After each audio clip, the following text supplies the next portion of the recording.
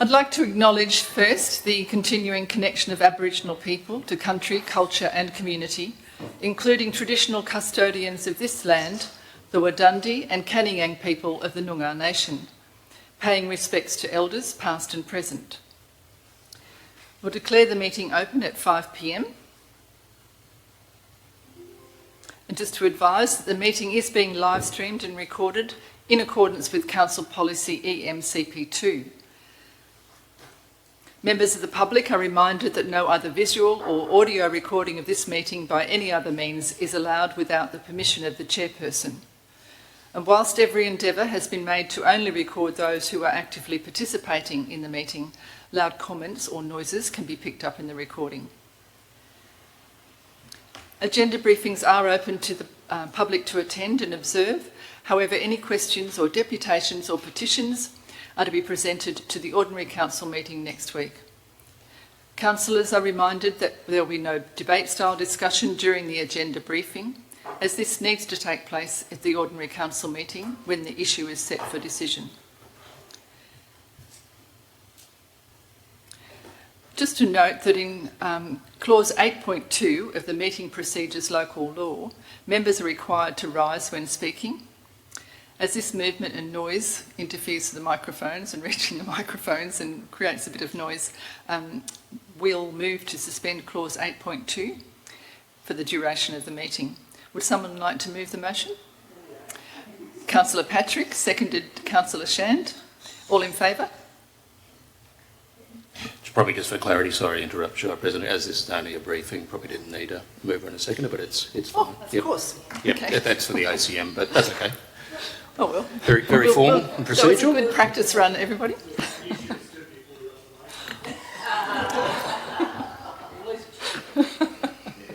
Okay.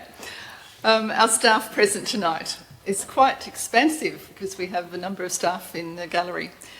So we have our new CEO, Nick O'Connor, Acting Director, Finance and Corporate, Lauren Clifford, Administration Officer, Corporate Services, Samantha Farquhar, Director of Operations, Ross Marshall, Manager Development Services, Michelle Dennis. I'll just have to expand my list here. Cecilia Mueller, Principal Planner, and Stephanie Karafillis, Acting Manager, Financial Services, and Jess Cooper, and Sesam. You've got to have a different name to Sesam, surely. Too long? Okay. Have I missed anybody out? No? Great. Cecilia, I'm also noting here that you need to do a presentation at 9.1.1 and 9.1.2 and item 9.1.3. Thank you. Yeah.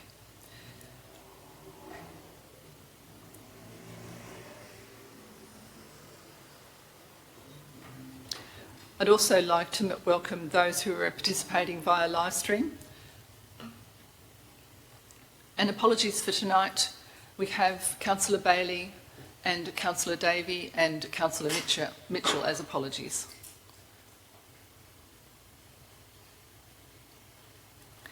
Item 4, Declarations of Interest.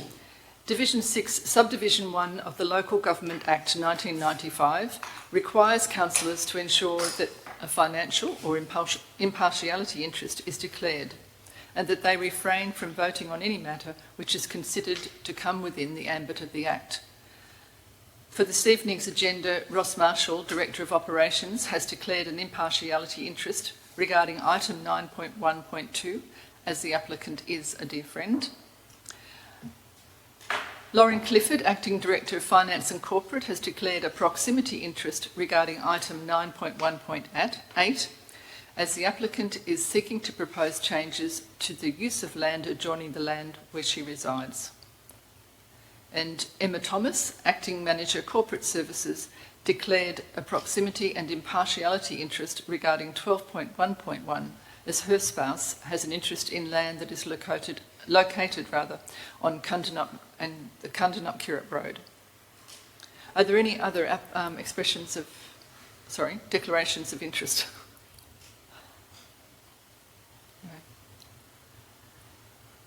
Moving on to item 5, public question time. There are none during an agenda briefing. 5.2, similarly. Item 6, petitions, presentations and deputations are not applicable tonight. Item 6.4, delegates' reports. We'll have those at the ordinary council meeting, but we'll have a written report from Councillor Lindeman and a verbal report from myself regarding conferences we've attended. And moving on to item 7, confirmation of minutes. Are there any questions, councillors, regarding item 7.1? Thank you. Item 8, reports of committees. Item 8.1, the Bushfire Advisory Committee meeting held on the 23rd of October. Are there any questions regarding the minutes of that meeting? Thank you, councillors. Now, moving on to item 9, reports of officers. Firstly, the Director of Operations. Item 9.1.1, Lot 176, fire break order for cost recovery. Mr Marshall, would you like to speak to this? Thank you, Madam President. Just a short intro. This item's brought to Council quite simply out of discussion and request that was made during a directions hearing. It could be argued that this should be a confidential item, given that it is a legal matter. However, I think it is quite a procedural matter, and to be fair and transparent, I opted to bring it into Council for open discussion. It's really, the applicant actually asked if he could actually address Council, and I said, well, the proper way to do that would be, given this circumstance, would be via a report. The magistrate asked if that could be facilitated, and hence why you've received the report that's in front of you today. I probably don't have much more to add than that. I think the report speaks for itself, and I hope it does. But it certainly gives Council an opportunity to make a decision on how we, as a Shire, move forward on this item. Thank you, Madam President. Thank you, Director of Operations. Are there any questions regarding this item from councillors? Councillor Lindeman? Yeah, sure. I just wanted to ask, I haven't visually seen when they talk about sand being left there and trees being removed or shrubbery and so forth, so there was no photos or anything. So is there, that sort of, someone goes out and verifies that? Because often we get to look at certain, when there's complaints or when there's applications, we get to look at and do a bit of a walk around sometimes. So I just wondered whether that there's any evidence or photos to substantiate that. Thank you, Councillor Lindeman. I can check with Director of Operations, but I do recall seeing the photographs of the sand, and I think the applicant withdrew that comment because the sand had been there for some time, but over to you. Thank you, Madam President. Yes, Councillor, there is some evidence of sand being on the property, and we actually retrieved some Google images of the sand being there since about 2008, 2009. So it's been there a long time, very overgrown. Likewise, any of the vegetation, same sort of evidence as well. And that is actually part of, admittedly, it's quite a large bundle that's attached to the report. It is buried in that bundle somewhere. I did look, but obviously didn't see that. Thank you, Director of Operations. Councillor Patrick. Thank you. The property was purchased by an organisation rather than an individual, WA Subdivisions, that's correct. Do we know, do they own any other property within the Shire? Director of Operations. Thank you, Madam President. Not that I'm aware of. Okay, all right, thanks. Thank you. Any other questions? Okay.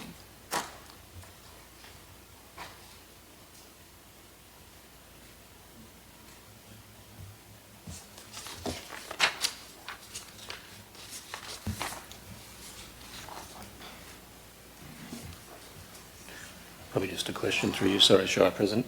Just point of clarification, Mr Marshall, we have extended an invitation to the gentleman in question, or the owner of the property, or the representative of the company, to come and address Council on a number of occasions. So I'm just not too sure, has he confirmed whether he'll be attending?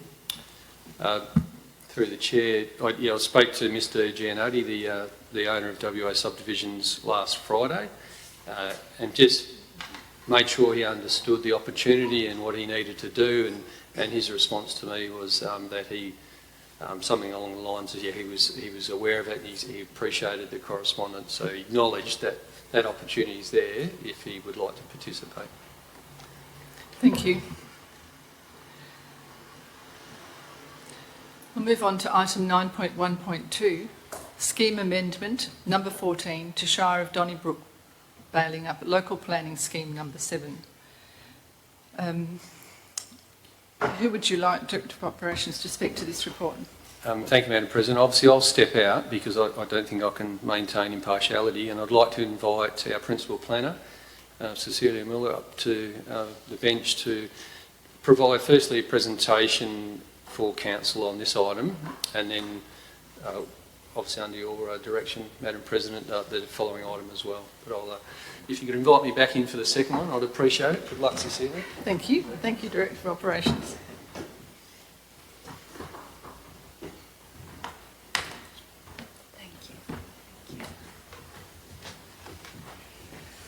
Thank you, Madam President.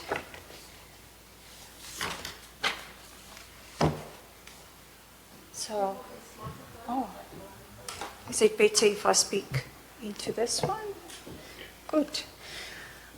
So today I'm just going to brief you on the scheme amendment, item 9.1.2, and this is an amendment to the local planning scheme, the number 7. It relates to lot 384 Marshall Road, Argyle, and the proposal is to rezone the lot from general agriculture to rural residential. That is that brown colour in the scheme, that's also the same zoning as the lots to the north and to the south of this property.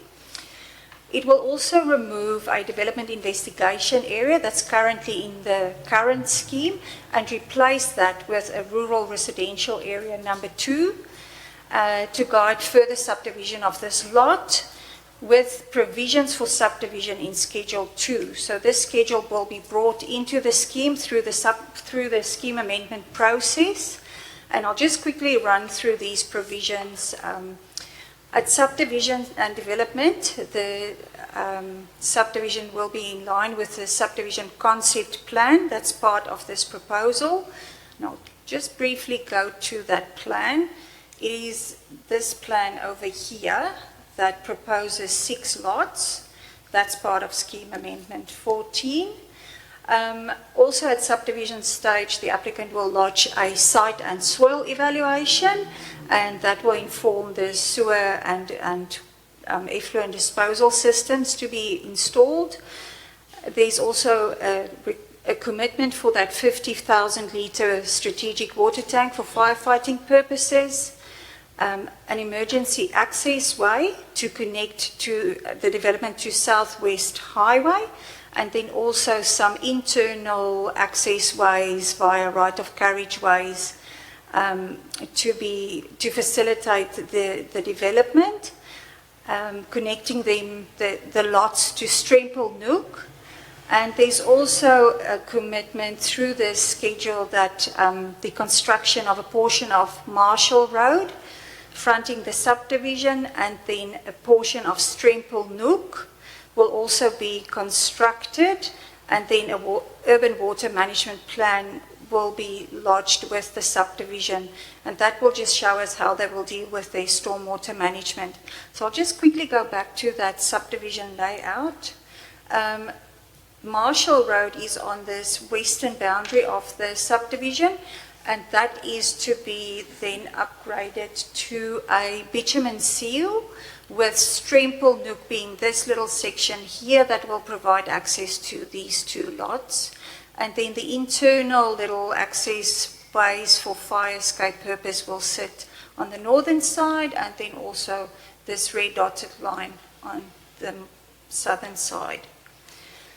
So this is very much in line with the draft local planning strategy for Area A for Marshall Road, which actually identify lot 384 and Lot 2 for rural residential development, up to 16 lots. So if we look at the area of Lot 384, that would accommodate at least 11 lots under the current draft local planning strategy. And there's also requirements for the secondary access road to be provided for fire escape purposes and other access roads. It also states that if a secondary access road cannot be achieved, then the Shire might consider a reduction in the lots that's proposed through this development. There's also the requirement for the Stempelnoek and Marshall roads to be upgraded, and then envelopes to be considered at subdivision stage.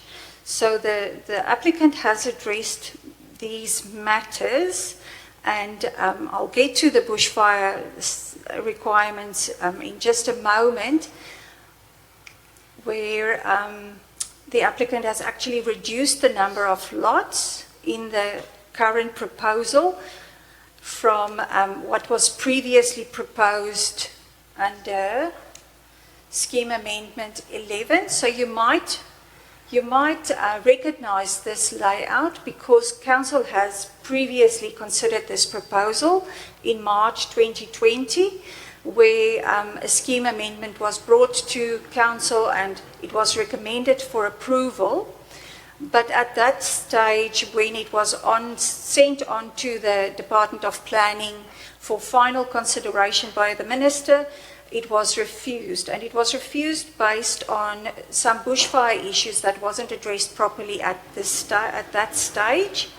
It related to the vegetation classification, to the assessment of the bushfire hazard, to vehicle access and the preparation of a satisfactory bushfire attack level contour map, and also information provided was not sufficient to confirm that no development site is classified as BAL 40 and flame zone or extreme bushfire hazard levels, or that vehicles can move safely to and from and through the development site at all times. So there was a couple of matters identified relating mostly to bushfire, and based on that it was refused.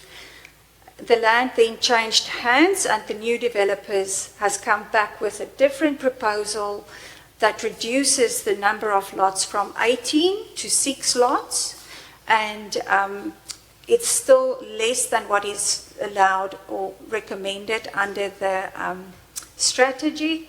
They've updated the bushfire management plan. They've come up with a proposal for 3 secondary access options.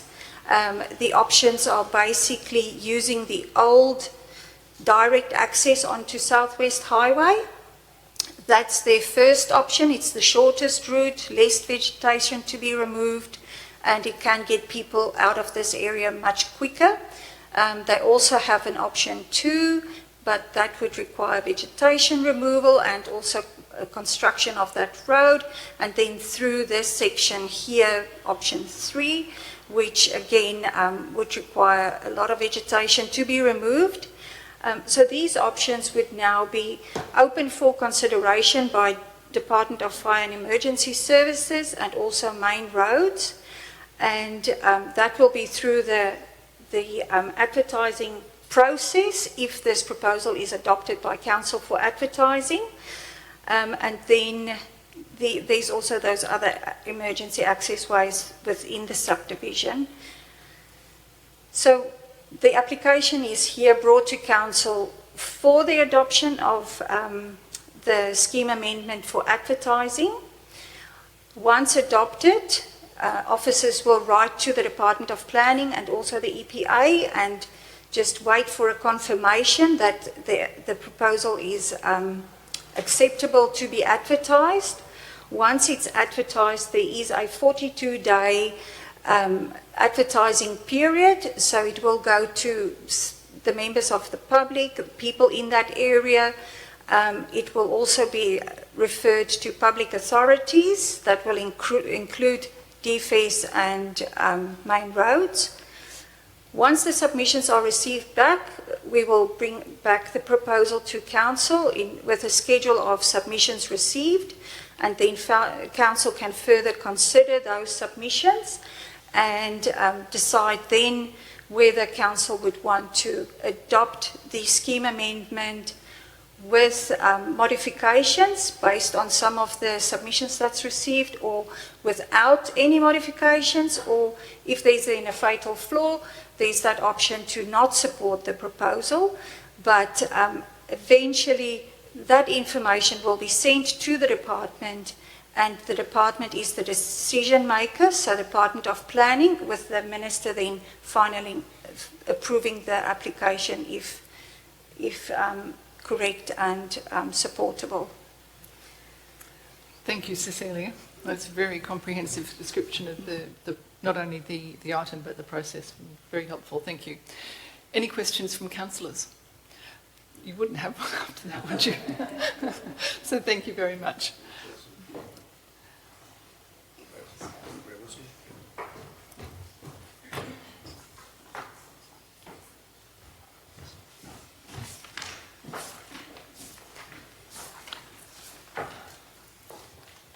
Welcome back. Thank you. Moving on to item 9.1.3, development application P24023 for a proposal to reapprove extractive industry or gravel extraction for lot 130 Morrissey Road in Yabberup. Who will be speaking to this report? Roscoe? Definitely Cecilia. Yes. Cecilia? Had a drink of water, Cecilia. All right. Yes, we'll move straight into speaking to the report, and then we'll have questions after. Thank you. Thank you. With regard to this proposal, I thought I'll just bring this map up where it shows the location of the pit on Morrissey Road, and also just provide you with information that it's been there for 15 years. The application is now the applicant's requesting another 10 years to operate this pit. And something just happened. I just can't move this cursor, maybe, Sam? Something happened. Oops. There we go. Thank you. So the pit is in close proximity to others that has been seen by council recently. This pit is the Edward Stroud pit that was approved by the Commissioner in August last year, and then earlier this year in June the other pit was brought and then refused by council in June. So they're quite close to each other. The pit sizes is quite significant, how these ones are 12 hectare, 14 hectare, and we're dealing with 4 hectare.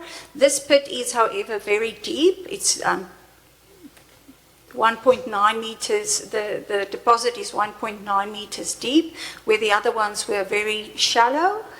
The zones is quite important to note that these pits here were on land that's zoned priority agriculture, and then this pit here is on a general agricultural zone, which meant that when it was referred to agencies for comment, other than what happened with these pits here, where there was some pushback from Department of or DBIRD, in this instance the pit is supported by the department.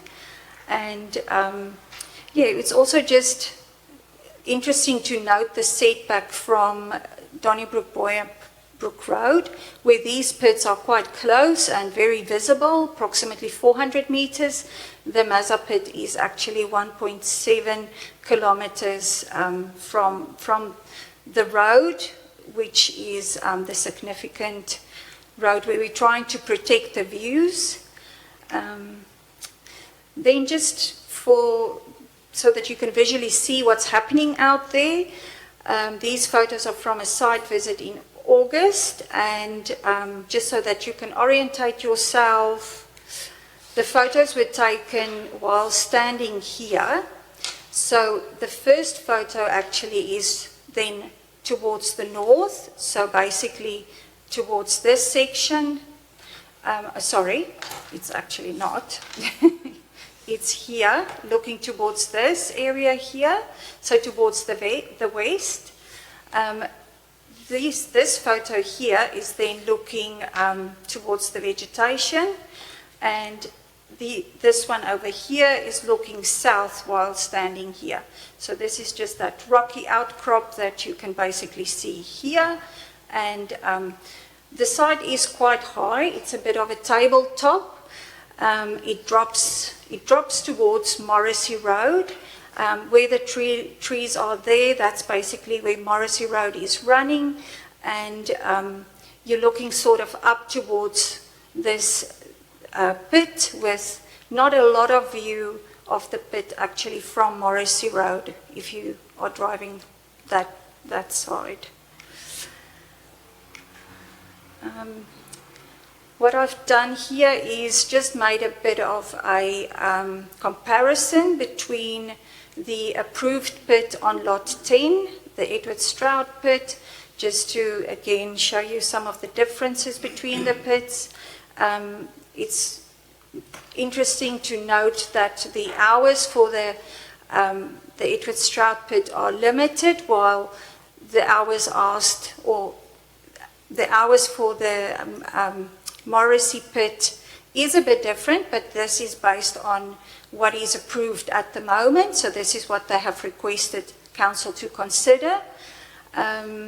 So operating on Saturdays as well. Then the Stroud pit has got the 5 years, and the one that the Morrissey pit has requested 10 years to operate, but the deposits are round about the same, just different time frames to remove it.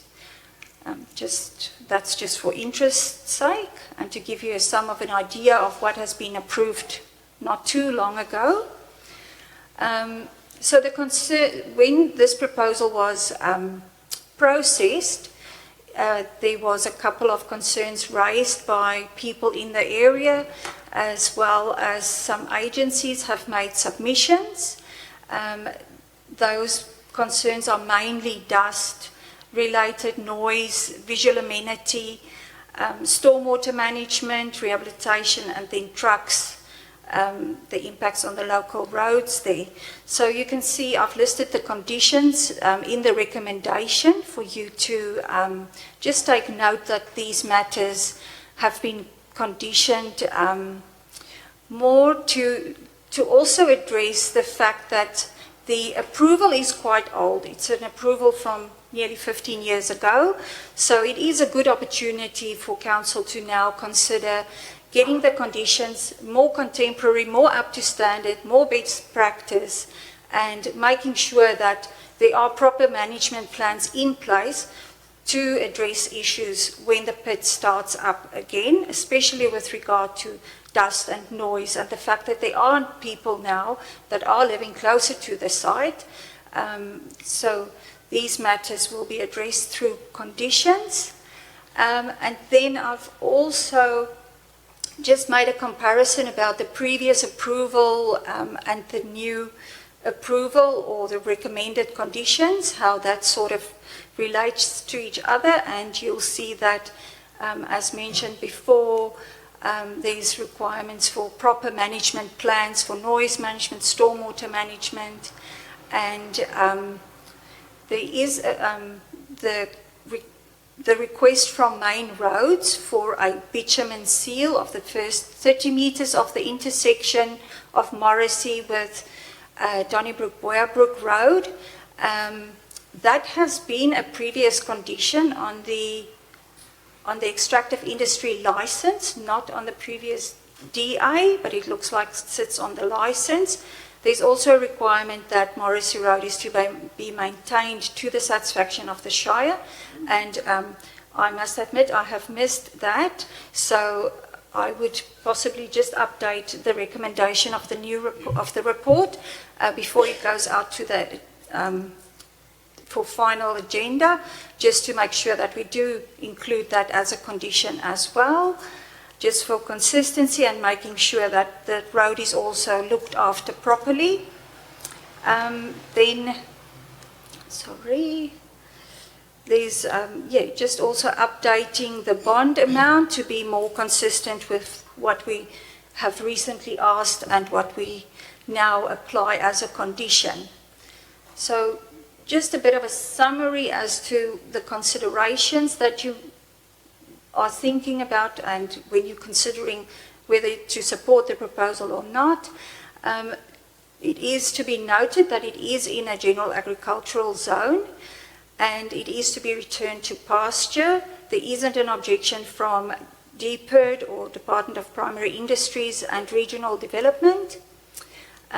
There's submissions from agencies and from the public, but these can be, officers consider that they can be addressed through the imposition of conditions.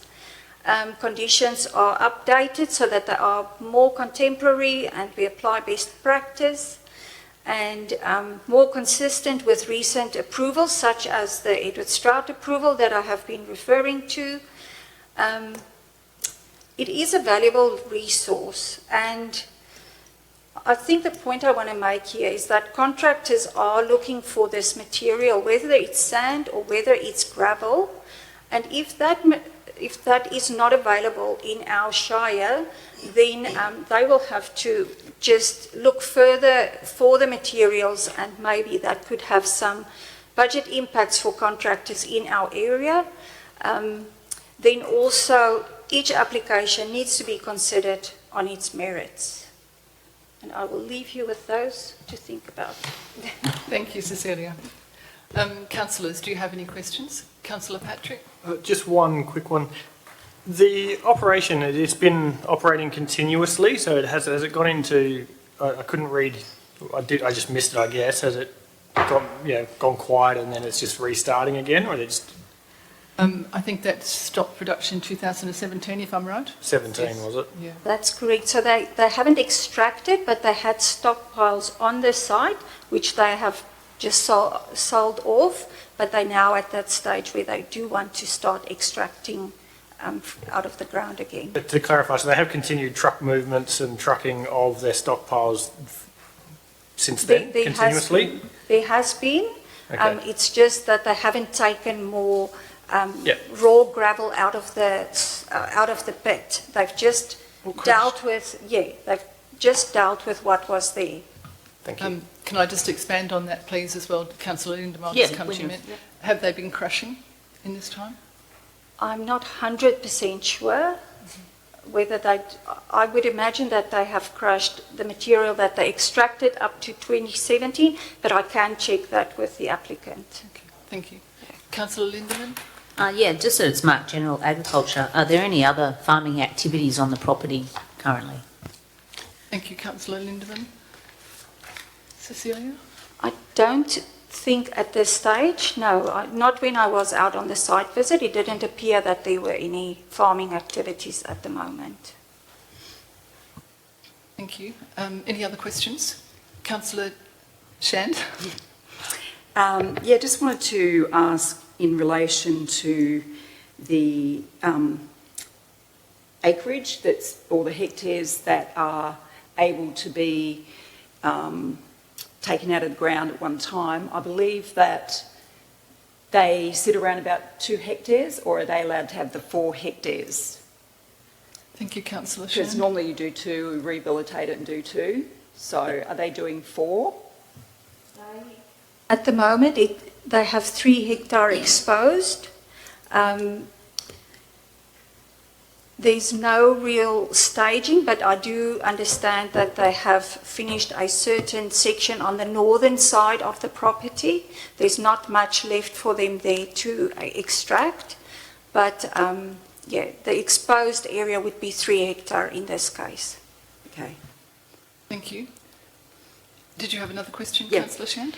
Will the noise management plan include an acoustic test?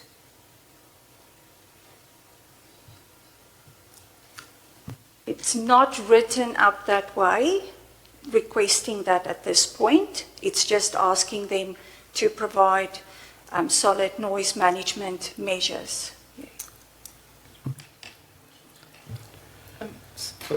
Councillor Gubler?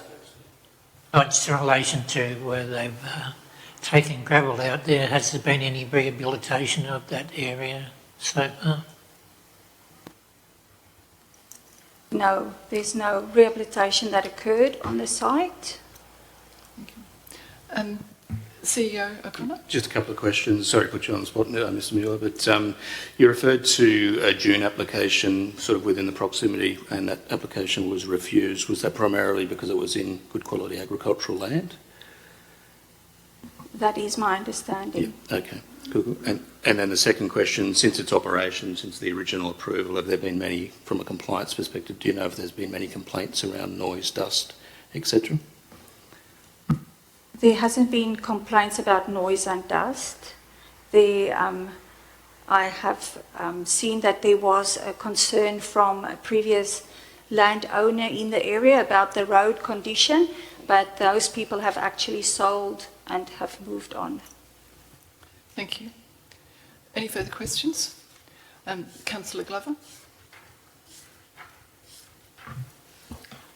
Just from my understanding about the original application that's now lapsed or expired, please correct me if I'm wrong, it was just my understanding from when you were speaking, but I understood it to say that the previous application required 40 metres of bitumen. Is that on Marshall Road?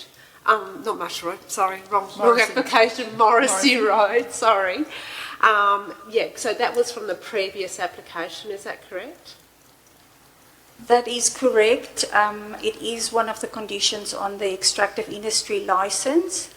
I have asked questions as to why that hasn't occurred, and there's some email conversations where Main Roads have done a bit of a campaign, and there was conversations about them assisting with doing some upgrade to the road at that point, but it didn't happen for some reason. So, Councillor Glover? So just to clarify, in the previous application they were asked to do 40 metres of bitumen on Morrissey Road, and that hasn't happened in that period of time. yes, that's correct. Thank you. I have some questions, Cecilia. Just a question around compliance in the previous licence. I have concerns that 40 metres of bitumen wasn't done, and I also have questions about rehabilitation. And I'm wondering, were we going and inspecting this? Do we have an inspection process where we look at compliance on extraction licences? And have we been aware that that the actual extraction activity has been dormant? And for example, when we get to the end of a licence, is there an exit that looks at whether rehabilitation has been done within that licence period? That's a lot of questions. It's all about compliance to the previous. Yeah. So in two areas, the road and also.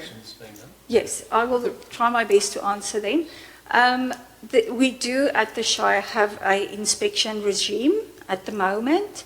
Last year when I started here, we have, there is a process where we request an annual licence fee. So officers, myself and another officer do go out to the sites, or have gone to a couple in the Shire of Donnybrook and Balingup. You do pick up things that maybe not 100% correct, and have conversations and have goals for people to correct things. In this instance, the license expired in April, and we were concerned that, and just wanted this landowner to realise that he needs to reapply before he can extract further. And that's when our conversation started. And I think It is because there is still such a large deposit there that he didn't want to commence the rehabilitation, because he does want to remove the gravel that's there before he rehabilitate. The current plans are really not very watertight as to what is required and how he's going to tackle rehabilitation, and I think that's why having a fresh look at some of these plans, and especially the rehabilitation plan, could allow us to put some better practices in place and to monitor it a bit better to get a good outcome. Thank you. And is rehabilitation work normally done within the licence period? No, it's really just after the license has expired that they've got 2 years. That's my understanding. That's usually in the rehab plan, that once the license has expired, they stop extracting and they start rehabilitating. And that's usually where over a certain period, and that's specified in the rehab plan as to what that would look like. Mm-hmm. I have one last question. All of the DWER issues, I think there was 8 DWER issues, have we significantly addressed those in the conditions that do you feel that we've addressed everything for DWER? I do feel that the conditions are addressing DWER's concerns satisfactorily. The recommendation, for instance, the Shire cannot condition matters that's dealt with under legislation, other legislation that's dealt with by other departments. For instance, the fact that they may need that works approval, we can provide advice to the applicant, and he would then need to contact DWER and let them know that he may need the license, or confirm with them whether he needs the license, but that is his responsibility under DWER's legislation. Other matters that DWER has raised concern about, the depth of the pit that we have conditioned, concern about the runoff from water onto the site, that actually needs a stormwater management plan. This landowner has indicated that he wants to provide a stormwater basin, but again, there's no plans that we can assess to say whether that basin would meet the current setbacks for the zone, if this is something that the Shire would want to see as part of the rehabilitation at the end of the day. And that's where having a stormwater management plan, having a rehab plan, would actually assist in knowing what would be there after the pit has been rehabilitated and closed, but also assisting while the operator is there to make sure that the rainwater is channeled into a specific area, into that basin, and not just left in puddles, which is currently what's happening. Thank you. I have one last question.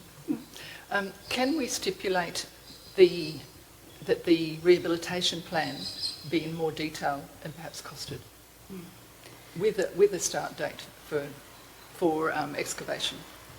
Are we allowed to do that? The rehab plan, you can condition the rehab plan with, usually what it looks like is there's some time frames that says what they're going to do in this 6 months, and then how they monitor that, and then they'll do another area where they rehab, and then they do monitoring in that space as well. Okay. So there's a bit of an overlap, and there's a bit of work that they can do in that space, definitely. So have a quite detailed Yep. approach. Yep. And the other part of that question was, can we put in a substantial commencement date for excavation? That would be very difficult, because once the applicant receives his development approval, he has got 2 years to commence development. That's usually how it works. For 2 years. So he can manage how he wants to extract the land. His license is only going to be, or his development approval only lasts for a certain amount. That we can condition. if we wanted to make it shorter or if we wanted to make it longer. So development approval can be conditioned, but I think it would be difficult to say you have to start extracting at this specific time. It's more just them having to manage that it is going to lapse at a certain point, and how do they want to program their extraction. But the rehab can definitely commence after construction, and then they have after extraction, and then they have that certain time frame where they monitor it, and officers will then also go out and inspect and see whether there's any weeds that need to be managed or that sort of. Okay. Thank you. Any further questions? Councillor Shand? Yeah, I have a few. The first one is in relation to semi-trailers that are listed on Morrissey Road, and I'm not sure if others are familiar with Morrissey Road, but it's quite a substantial, steep road with one way in and one way out, especially for bushfire, and it has drop-offs on either side. So my concern is semi-trailers on that road with the residences around and nowhere to back up or to for them to, you know, slow down and come around a corner and there's a truck there. So it's the limitation of what can be placed on that road. Is there anything legally that could require the engineering of that road and the fact that a semi-trailer will be on that road multiple times? So that's my first question, whether or not we can actually do something in relation to that and make it not a semi-trailer, like just a rigid, you know. Thank you, Councillor Shand. Yep. Sorry, Principal Anderson. The applicant has definitely indicated that semi-trailers have been visiting the site in the past, and nothing larger than that would, you know, it's just not suitable for that anyway. And access to the site is quite steep. So I would, regarding the road condition, that is something that the Shire can work with the applicant to make sure he keeps that road in a good condition, and that's the condition that I would like to add as well, that was on the previous approval. So making sure it is gravelled and not neglected would be the best that I would think we can do from a Shire point of view and request of the applicant as per the conditions. Okay. Thank you, Cecilia. The second one is, this property was up for sale this year, so can I get clarification? Can this be, at purchase, the licence of it, if they obtain it, just be handed over to the new purchaser, or are there legalities around their ability to actually maintain a extraction site? Thank you, Councillor Shand. So the application will, the application runs with the land. So currently, council are requested to consider the development approval for the extraction. So if this landowner decides to on-sell, this development approval will still be running with the land. For someone to extract, they would need the license as well. And on the extraction license, we usually have the pit operator. So it is not uncommon to have someone having a pit and then have a different operator extracting from the land. Thank you, Cecilia. Thank you. Any further questions? Councillor Glover? So, correct me if I'm wrong, but I believe it was a 24-tonne payload trucks that were going to be used entering and exiting the property. Is it actually physically possible for a truck and a car to go past each other at the same time on Morrissey Road? Thank you, Councillor Glover. Cecilia, do you know that answer? The road is not very wide. They have been operating. They are saying that they will limit the speed for these trucks. So the 24-tonne, that's the semi-trailer. So that's what the applicant is proposing. there's no, I don't have any other evidence that it is wide enough or not wide enough. I know the road gets more narrow further up, but that's not where they get access. So, yeah, it does drop off quite a bit, but that very bad section is just past the pit entrance. Thank you, Cecilia. Any other questions? Councillor Goobler. So is there any plans for between the potential gravel pit owner and the Shire to upgrade that road, or is there Thank you, Councillor Goobler. evidence to make the cartage, the owner of the land to upgrade the road or anything like that? Thank you, Councillor Goobler. Director of Operations. Thank you, Madam President, if I can, Cecilia.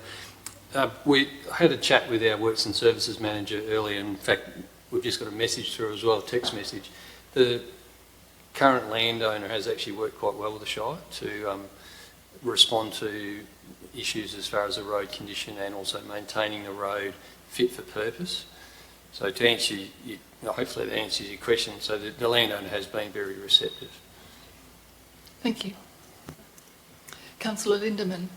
Just further from Councillor Googler's question is, what sort of traffic do you have, and what's the road use? Is it a thoroughfare? Is it just for a number of properties, or is it for the one property? Thank you, Councillor Lindemann. Sorry, Cecilia. When I went out there, it does say it's not a through road, so you can't really go through it, I suppose. I didn't go all the way up, but it does say that. Thank you. Any further questions? Councillor Glover. Sorry, and how many properties will be, how many properties are often on that road? So are there 5 properties that use that road? So 5 properties, 10 properties, how many are there? I was trying to count. Thank you, Councillor Glover. Cecilia. I only looked at the number of dwellings quite close to them, and there were about 5 of them. Thank you. Any further questions? Okay. Thank you, Cecilia. Well done again. Yeah, well done.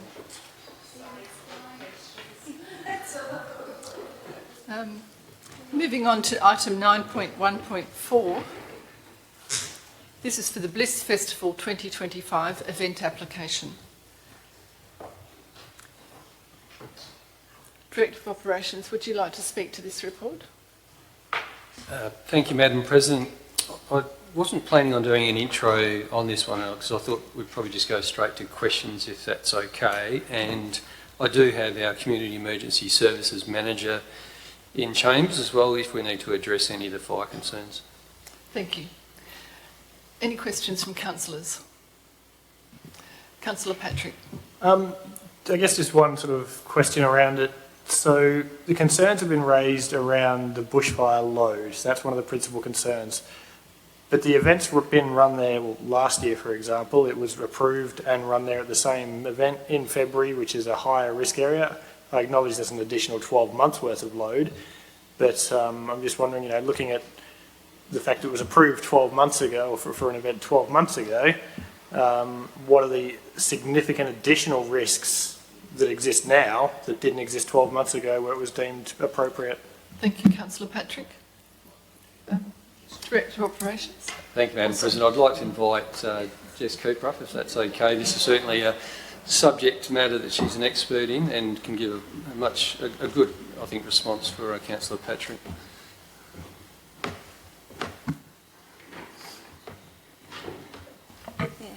Thank you for the question.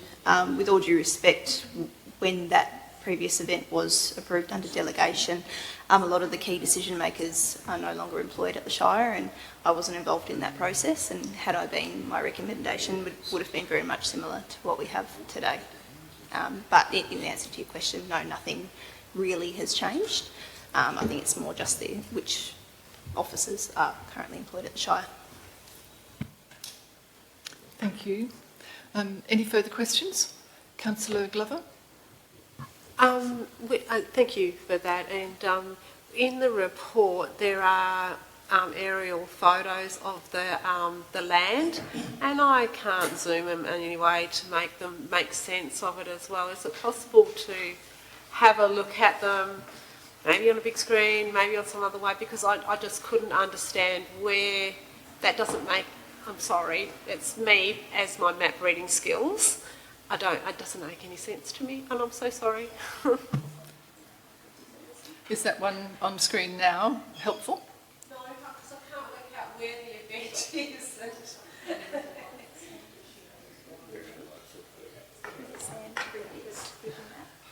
Are you aware of Berry Delightful? You are, aren't you? I do know, but I couldn't work out whereabouts the event will be held, as opposed to the fire risk, and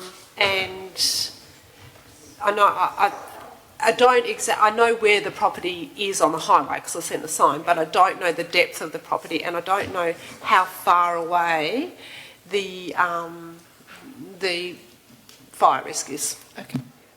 I was going to say, yeah, Councillor, we'll bring it up on Google Maps and that'll give you the bit. Oh, you're right. Thank you, sir. Thank you, Councillor. Probably just a question while waiting for the mapping to come up. Mrs. Dennis, or Ms. Dennis, obviously the main concern from an officer perspective was around the fire risk. I understand from our conversation today is that there's some other matters that you were going to address as part of this application as well around the water. Is that right? Do you mind just maybe giving the council a briefing on that whilst we get the mapping up, please?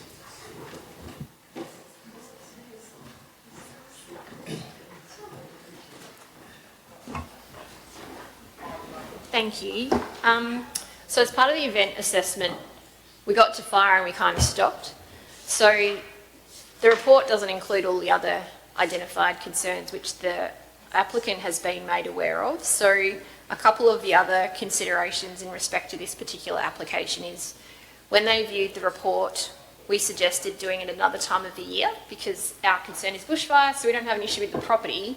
The issue is the time of year that they want to run this event. But the applicant explained that their particular event format, for want of a better description, is around water. So with my environmental health officer hat on, that's a dam, and water safety, in so much as the actual water quality is something that we would want additional information on if this is something that was to be approved. I also discussed with the applicant, they have a inflatable, I'm calling it an amusement, but there's a bit of conjecture around whether or not it is an amusement or not. So under WorkSafe legislation, certain things need licensing and evidence of suitability.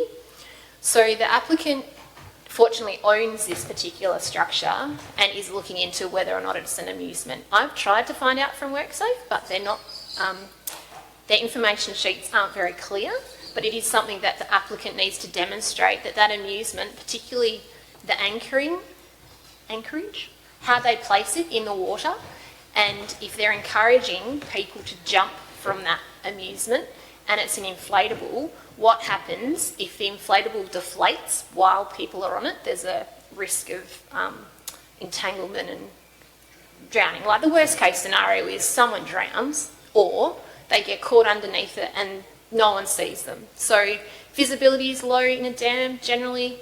That time of the year, the water temperature could be quite high and there is a risk of amoebic meningitis in a natural water body. So if you're jumping off a inflatable pontoon, that's where the water goes up your nose. So it's having those kinds of things considered as well. So the report doesn't actually have that in there. So there'll be some additional information in the final agenda item around that. Thank you very much, Michelle. We have the map up now, Jess, if you'd like to speak to the map. We got a pointer? Yeah, pointer. Pass the pointer. And your mic didn't come on.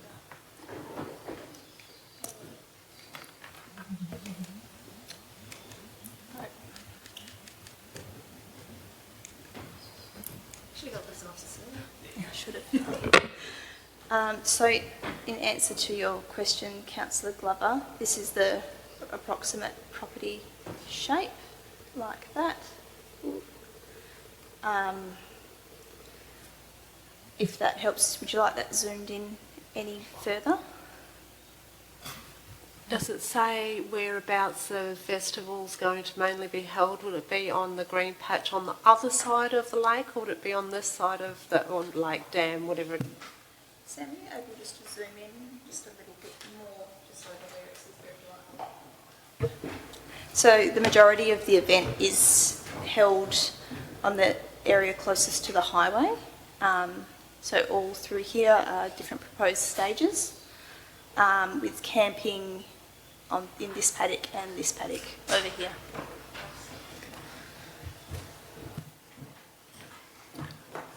Any further questions, councillors?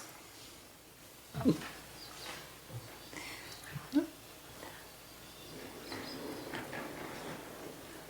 Oh, Councillor Lindemann.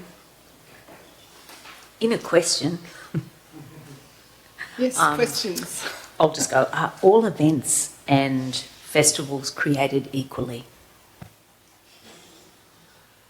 Thank you, Councillor Lindemann.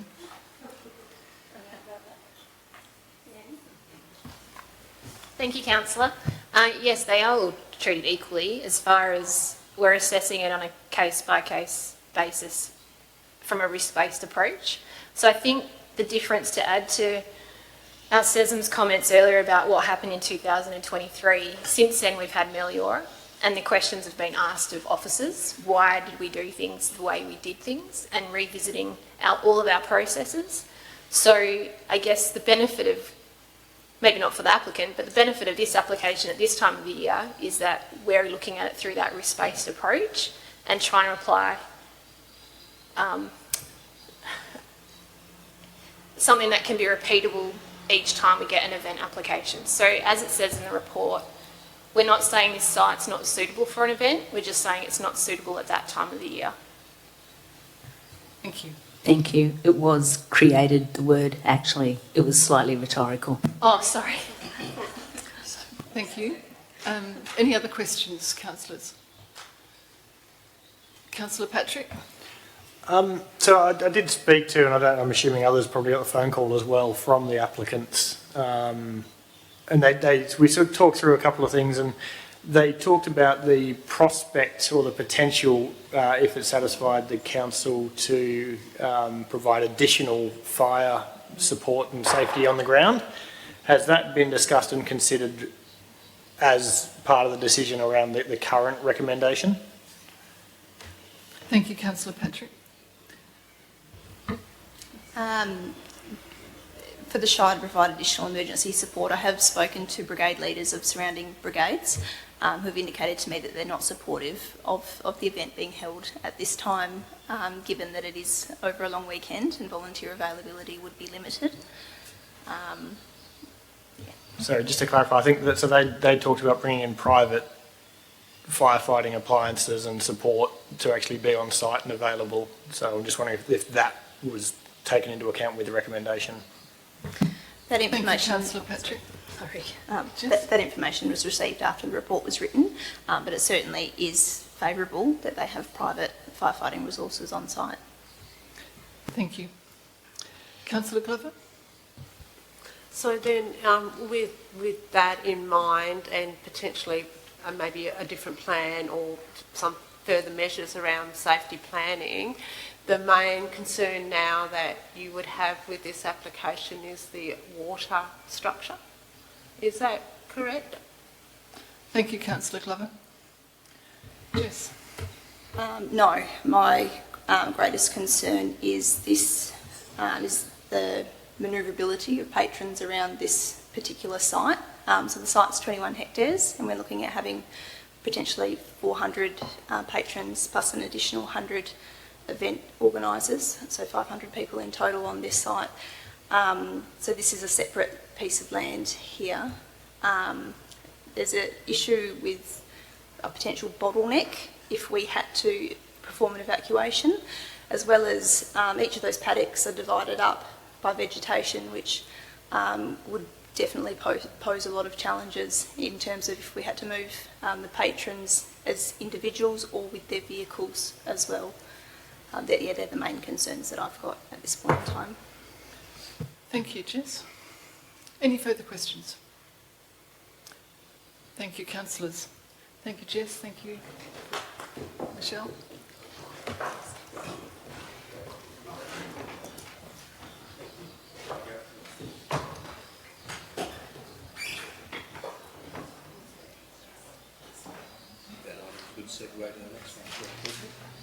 Yes. Yes. As CEO has noted, this item is a good segue. Oh, sorry, that item was a good segue into item 9.1.5, which is the adoption of Council Policy COMD/CP6 for events. Shall we throw this open to questions straight away? Any questions, councillors?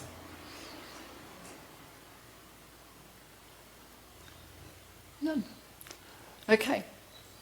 Thank you, Director of Operations, for such a comprehensive report. Madam President, if I may. Oh, yes. I think this has been a long time coming. I think we've done a lot of work together as an administration and council, and I think that's reflective as you're probably seeing what we've talked about for over a year. So it's actually quite pleasing that we've understood you. So thank you.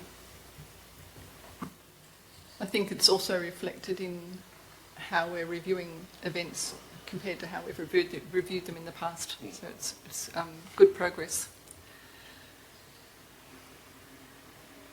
Moving on to item 9.1.6, the proposed budget variation for e-waste infrastructure grants. Sorry, the proposed budget variation relative to e-waste infrastructure grant. Director of Operations, would you like to speak to this report?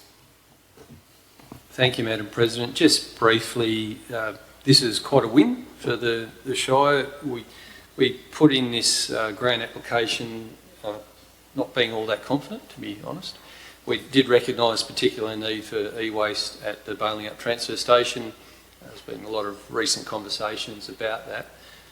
The grant is quite generous, considering a lot of grants are normally 1/3, 2/3 or 2/3, 1/3. It's a great opportunity, so hopefully Council see it the same.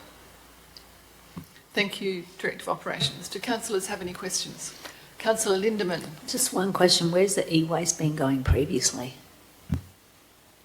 Director of Operations. There hasn't been e-waste received at Balingup, the transfer station, legally.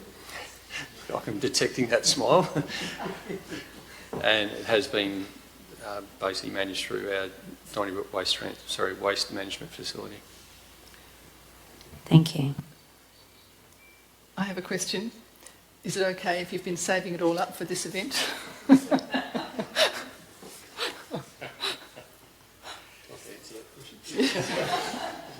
No.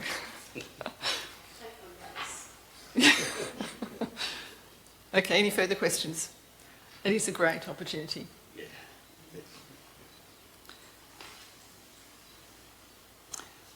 Actually, I do have one question. If we take that money from reserves, is it adding to our, I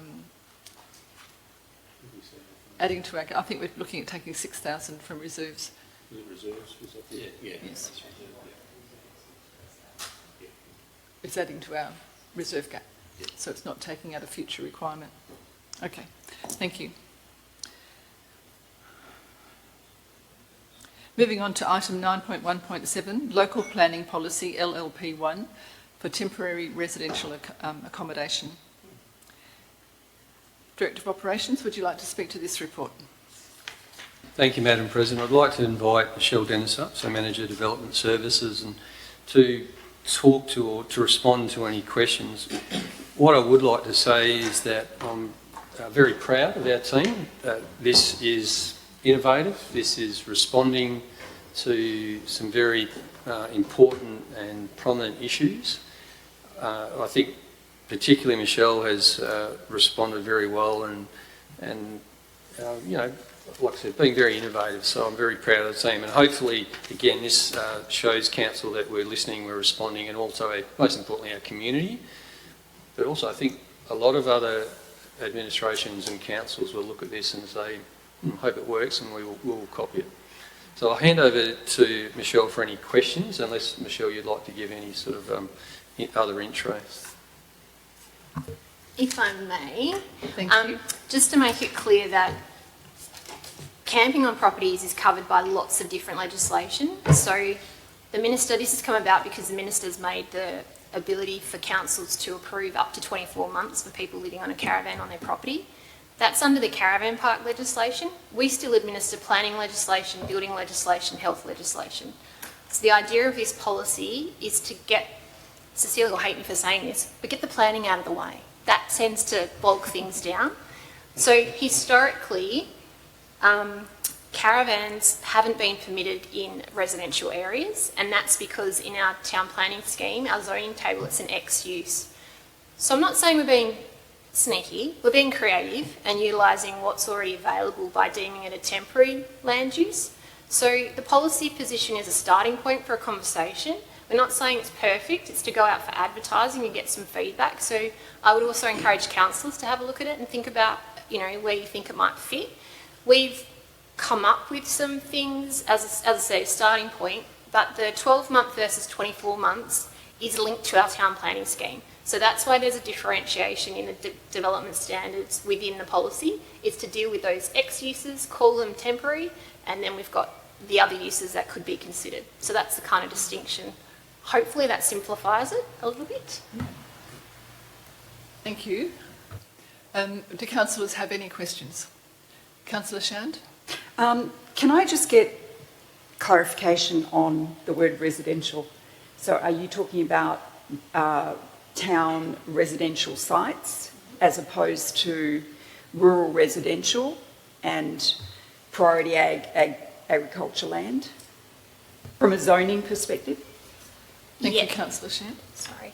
Yes, so in the draft policy, we've listed it as zoning. So if it's zone residential, so it's BOF in our town planning scheme, it's the first bit, and rural res is where these types of things are a bit more traditionally considered. That's the 24-month one, because it's not an X use in that zone, I think. And then we've linked up, as I said, we've looked at the zoning table to provide a bit of reasoning, I think, behind it, so it's not all just made up, for want of a better way of putting it. Thank you. And the second question is transportable structure. Can you define what a transportable structure is? Because there are a lot of modular homes now that are built. So can we have a definition on what that transportable structure is? Thank you, Councillor Shand. Sorry, who did I forget? We've defined temporary residential accommodation. So we've said it's to camp in, I didn't bring it up with me, in the policy.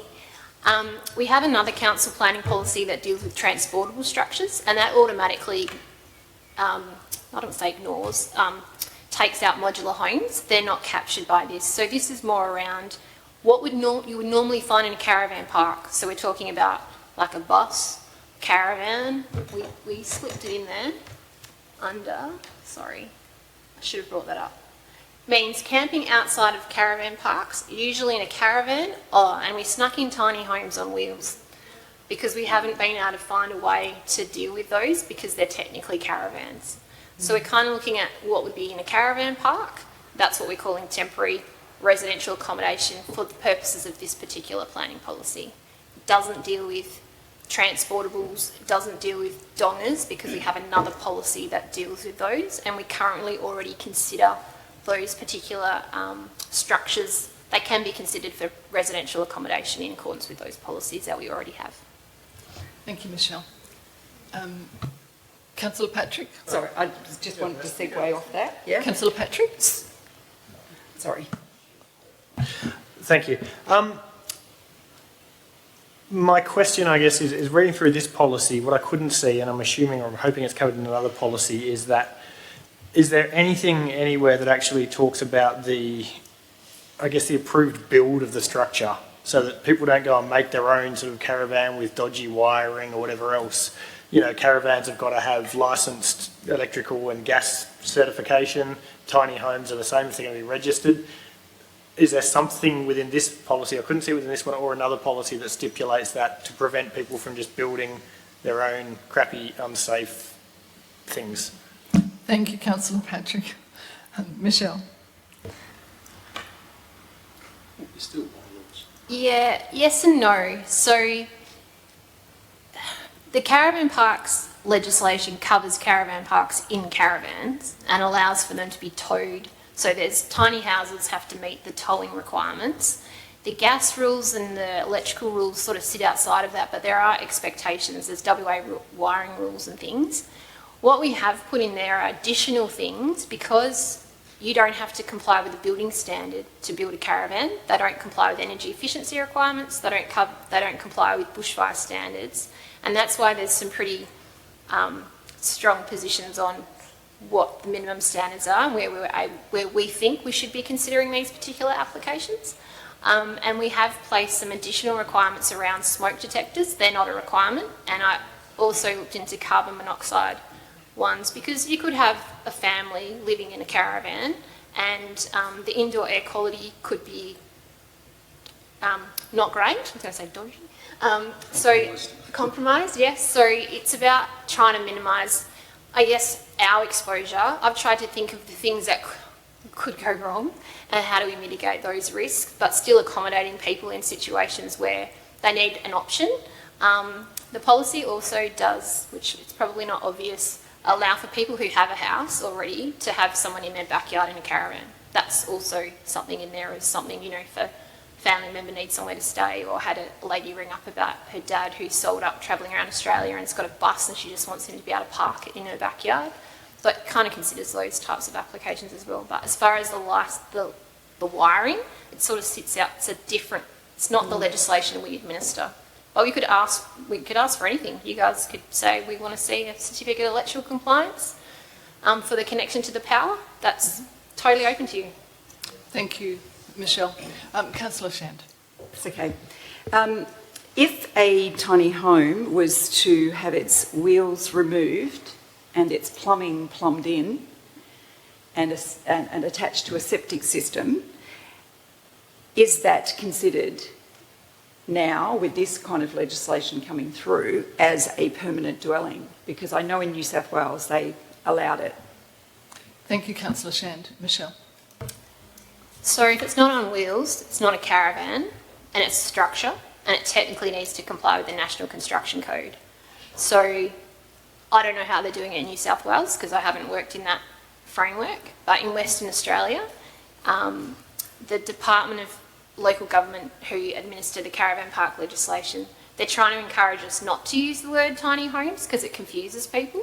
It used to be a planning, we've got a tiny homes policy already in council because it was all the rage back in the day. So that's more about just small homes, not these other types of structures. So if someone wants to do a tiny home that's not on wheels, it has to comply with the building code. And a lot of those companies that are selling those are encouraging people to apply for a caravan park, like through a caravan park, because they know that in Western Australia currently, that's where we're limited to be approving those particular structures. The legislation hasn't kind of kept up with what's happening out there, I guess, in Michelle's personal opinion. Thanks, Michelle. Any further questions from councillors? Thank you. Thank you, Michelle. Very comprehensive. Yes. Now, moving on to item 9.1.8. Sorry. Did I miss? Miss Clifford's leaving. And did I miss a question? No. I haven't missed a question. Thank you. Now, moving on to item 9.1.8. And on that same topic, temporary accommodation request in Donnybrook. Director of Operations, will you speak to this report or will we put it straight out to questions? Just questions. Yes. Any questions from councillors? Councillor Shand? Just one. Did the applicant request 12 months, or is that what's been placed on them? So could they do up to 24 months to allow for building delays? Thank you, Councillor Shand. Director of Operations. Thank you, Madam President. I'm just stalling while someone's sifting through the application. That 12 months is obviously consistent with a previous report as well. Thank you, Michelle, save me. 6 to 12 months was the request. Thank you. Any further questions?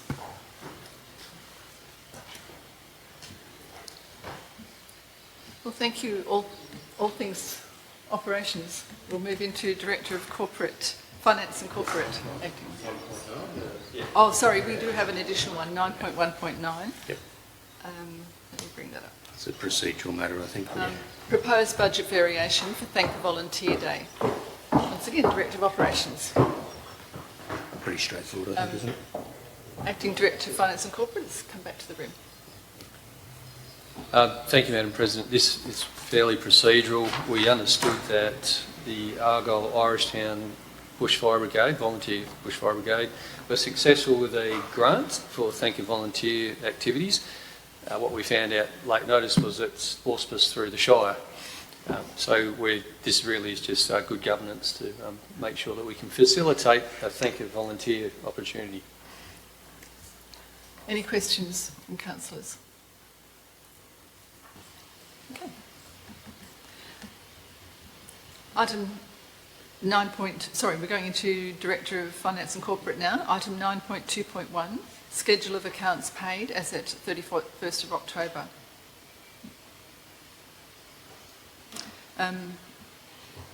Any questions?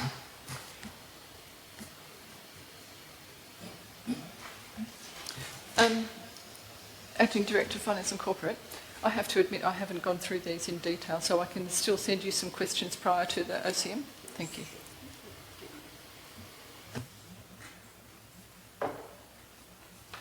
Item 9.2.2, Statement of Financial Activity Report as at the 30th of September and the 31st of October 2024. Let's go with the September accounts first. Do councillors have any questions? Councillor Glover? I can't remember now if it was September or October, but on page 11 it's talking about the financial reserves, and I may already know the answer, but I just wanted to confirm that, because it talks about the budgeted amount for reserves year to date is $1,155,865. 1.155865, but the actual is only 20,197. So it's on page 11 where the reserves are. And sorry, I just scrolled through and I didn't know whether it was September or October. Yeah, that one. See how it says that the transfers in 1.155865 down the bottom, the whole amount. And then when it goes over to the transfers in actual, it's 20,197.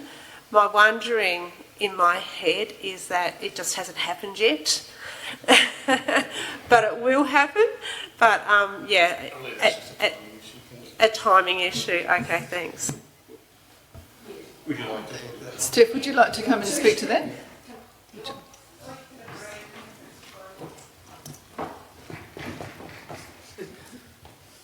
Thank you, Steph. So the actual that's happened at the moment is just the interest. So the $20,000 is just the interest that's been earned on those reserves. And normally the transfers don't happen till 30th of June because we've got to make sure we've got the funds available. Thank you. Oh. Yes. Did you want to stay there until we get through? Okay. Any further questions? Councillor Lindeman. It's not my forte, but I just noticed the utility charges up 16.72%. It was just pertinent because we were talking about energy audits, so I was interested in what that might mean. Thank you, Councillor Lindeman. September or October? On a report? Yeah. Isn't it wonderful that we have all of these It may well reports? be how it's spread throughout the year. Yeah, I'd say that's what it is, Councillor Lindemann. It may Yeah, not be for the indicative of increased financial year. energy consumption. It's probably just the spreading. Yeah. Thank you, CEO. Sorry, and Sorry, Acting Director, Finance and Corporate. Sorry, and I'll just mention you'll notice that it will drop in the following month if you have a look at the variances when you've had a look. And we actually have done an audit of our phones just recently and cancelled 11 accounts, which will save us $4,000 this year. Wow, So thank you so much. Thank you. That was a good, Nice one. well done. Councillor Lindemann. So well done. My second was interest revenue down 16.33. Sorry, that was interest revenue down? Thank you. Steph? So the interest, it's Muni funds is actually coming back a bit now. It was more to do with the timing of the spread of the budgets. I've been able to do some more work on forecasting interest. So at this stage, I'm saying it's still a timing issue that will meet our budget. Thank you, Steph. I think, Shipra, just as an Thank you. observation, there's an opportunity in future budgets, when we do have more time, to probably get that spread a bit more closer, reflective a bit of- closer yeah. and more reflective Yes. to when cash is coming in. I think we just divided it by 12 and split it over the 12-month period. So, yep. Thank you, CEO. Any other questions?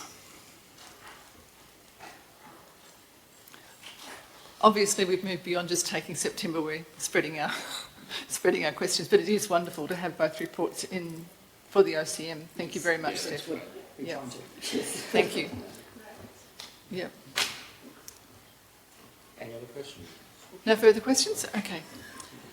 Moving on to item 9.2.3, making of the Shire of Donnybrook bailing up animals, environment and nuisance amendment local law 2024.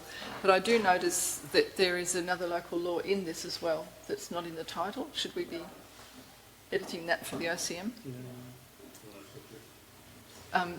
Acting Director, Finance and Corporate. Thank you, through the Chair. No, this is purely just in regards to the Animals, Environment and Nuisance Amendment local law. If you read in the report, it stated that we did bring the two up last time to go through for amendment. However, we're still waiting on submissions from the Minister in regards to the waste local law, so we haven't been able to proceed with that one. We thought we'd get this one kicked on. This is a purely procedural motion to get it gazetted and advertised. Thank you. Any questions from councillors? Okay. 9.2.4, petition for new fee structure for the senior hire room. Any questions, councillors? Councillor Lindemann? Unfortunately, I missed the workshop and the subsequent discussion. So I guess my question just is, it's recommended to change the fee structure for this particular organisation or person to lower it. Was that what I read, or did I read it I wrong? believe the recommendation Oh, from the to receive the staff petition. is just to receive the petition, and then it requests the CEO to inform petitioners that no changes will be made. Okay. Oh. Yep. So when you say no changes are going to be made, meaning they're We're going to not gonna remain at the lower rate? Sorry. It's no change to the budgeted fee structure. Thank you. Councillor Patrick. Just for transparency and so it's on the record, can the administration confirm that consultation has occurred with the relevant stakeholders in relation to this, from the council to the affected members? From council to the affected members? Sorry, from the administration to the affected members. Look, I know it has, and we've had this through the workshop. It's really just to put it on record. Thank you, Councillor Patrick. Yes, I believe, well, I'll kick it off and you can chime in if you like. Yes, so as per the discussion in the workshop, Councillor, yes, the consultation was undertaken with the users, and obviously, given the fact that this matter was deferred, I put a phone call through to the petitioner and let her know that it would be coming up to this, to the November OCM. Thank you, CEO. Could I just ask one more Councillor question? Lindemann? Sorry. when it says request the Chief Executive Officer to inform the petitioners that no changes will be made to the adopted fees and charges, I guess that skimming over that adopted fees and charges led me to believe that is that the current ones that they were paying and not the new ones. That might have, perhaps there's some opportunity, do you think, to make that a little bit clearer? In the wording of the recommendation? In the wording of the recommendation, because that's what led me to believe there'd be no change for them and they would not be incurring the new higher adopted fees. But that could be just the way I read it. Yeah. Thank you, Councillor Lindemann. Maybe for clarity, you could put that no changes will be made to the adopted 24, 25. Yeah, Thank so we you. give the years. Yes, thank you. Removes any doubt. Thank you, CEO O'Connor. Any further questions? Okay, moving on to item 9.2.5, policy review, FIN/CP7 credit card. Did you want to talk to this one, Acting Director, Finance and Corporate? Thank you, through the chair. So it, as a item, from a previous audit, it was found that the credit card policy had not been reviewed in a timely manner. So what we've done is just boosted a lot of the information that's within the policy to sort of bring some more guidance around the use of the credit card, and it will also be supported by a procedure as well. Thank you. Thank you. Any questions, councillors? Okay. Moving on to item 9.2.6, the budget variation request, urgent air conditioning replacement for lot 58, number 70, South Western Highway, Donnybrook. Acting Director of Finance and Corporate, would you like to speak to this report? Yes, thank you. So I have a bit of an introduction just for some consideration and some background for councillors when making their decision. So the Shire is currently facing an urgent need to replace a non-operational air conditioning unit at 70 South Western Highway, Donnybrook, commonly known as the Bendigo Bank. The existing unit has been deemed irreparable due to the unavailability of the necessary parts, and the lessee has requested an immediate replacement to ensure safe working environment for their staff. In addition to the replacement, the lessee has requested the installation of an additional air conditioning unit in a separate office area, which is not currently budgeted for either. The Shire has obtained multiple quotes for the replacement and potential upgrade of the air conditioning system, and the report seeks to present these options to Council for consideration. It is important to note that in August 2021, the Council considered an offer to purchase the building from the lessee. The resolution was passed to enter into negotiations where we would obtain a new valuation, ensure that the lessees would continue the bank as bank service, and that we would meet all the requirements under the Local Government Act. As a consequence of this offer, the lease has been in a holding over period during which all conditions of the lease remain in effect, except for the ability to review or increase the rent. The process has been delayed due to the lessee's internal procedures, and formal offer has yet to be made to the Shire for us to present back to Council. This context is crucial for understanding the long-term implications of the current decision on the air conditioning system. As you'll see from the confidential attachments, there are a few different quotes that we would need to consider, and Council is asked to have a look at the following options, taking into account the potential sale of the building and long-term implications of the Shire's asset management strategy. So I'd ask you to consider either a long-term solution, fully funded by the Shire, opting for a more effective and optimal system with multiple zones that could provide better temperature control and long-term benefits, potentially increasing the building's value and efficiency. This approach ensures the Shire's fully funds the installation, aligns with the lessee's interest in purchasing the building and maintaining a high standard of facility management. Another option is the long-term solution co-funded by the lessee, which has been discussed with the representative. This option involves the lessee contributing to the cost of a better system, reflecting their willingness to invest in the property they are interested in purchasing. Co-funding can alleviate some financial burden on the Shire and will still provide a high-quality long-term solution. And the other short-term focus is a like-for-like replacement. A like-for-like replacement offers a cost-effective and straightforward fix, ensuring immediate compliance with the lease arrangements and addressing the urgent needs of the lessee. This option may be more suitable if council decides to defer major improvements until the building's sale or decision is finalised, providing a good interim solution. So you just asked to consider the executive recommendation, which will ensure compliance with the lease requirements. So the fact is we do need to replace the system. It's just a matter of what system and how much do we want to spend and what we expect, as well as the addition of the request for consent to have an addition to the property. Sorry for the long-winded intro, just thought it was important that you knew. Thank you. CEO O'Connor? Yes, thanks. So, question through you, Shire President. Mr. Clifford, can you just maybe outline, there have been some discussions with representatives from the board around the cost sharing, and obviously, you know, under the current terms of the lease, council has to replace like for like, but I understand they're looking for something a little more enhanced. So are they agreeable to that funding the marginal cost from the like-for-like to an enhanced sort of offering? Yes, so discussions with one of the board members has been that they would most definitely consider that. However, it's something they would need to take back to their board for an official response, which is actually the day after the council meeting. So it's all going to be on timing, but they have indicated that they would be happy to pay for the additional unit or system or make up the difference in cost.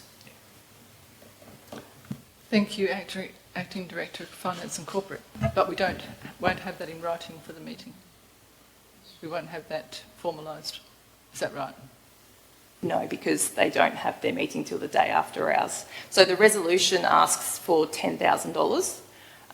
So that will get us some movement in regards to what option we might choose, depending on some guidance from council, and then pending, obviously, the information that comes back from the lessee in regards to what their board may want to do.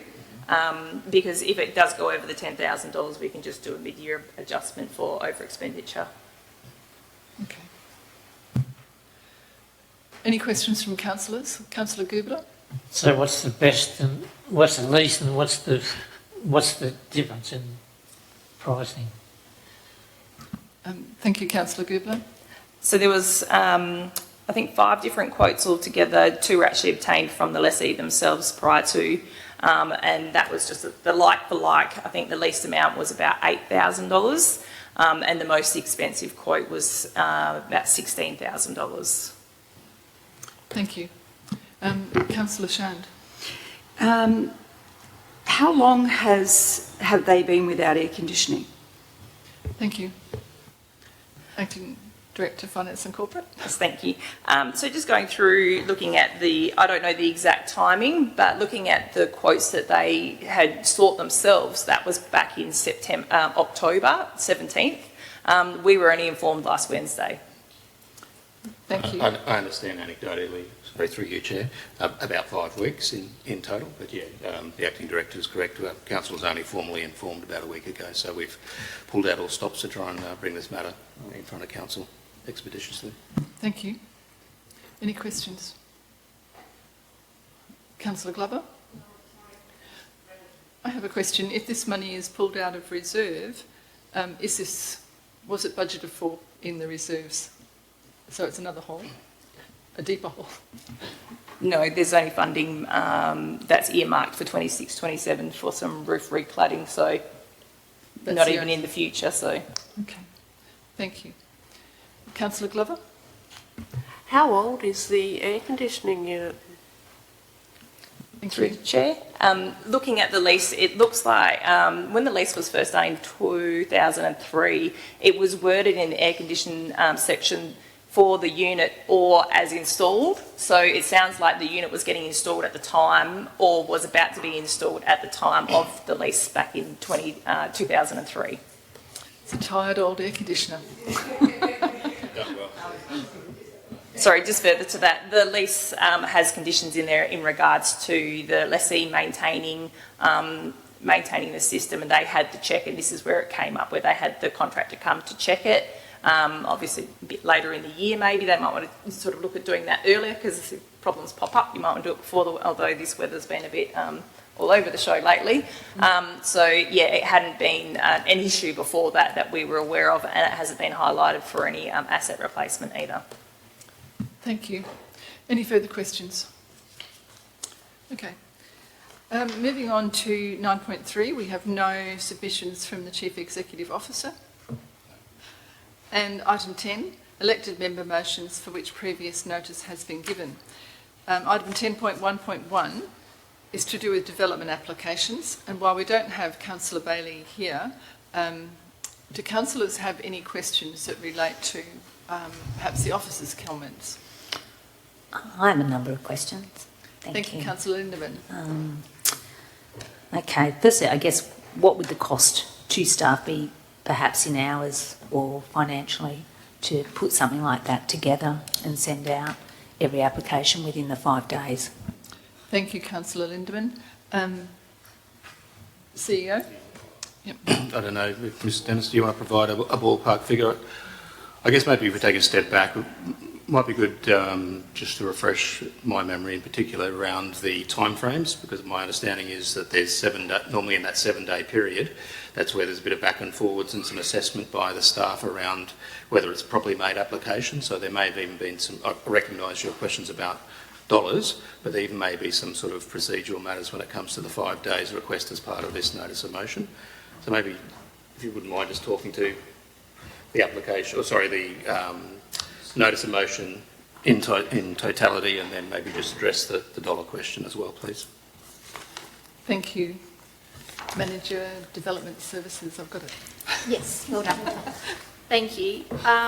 So yes, as CEO O'Connor's mentioned, we have 7 days to determine whether or not an application is adequate to accept.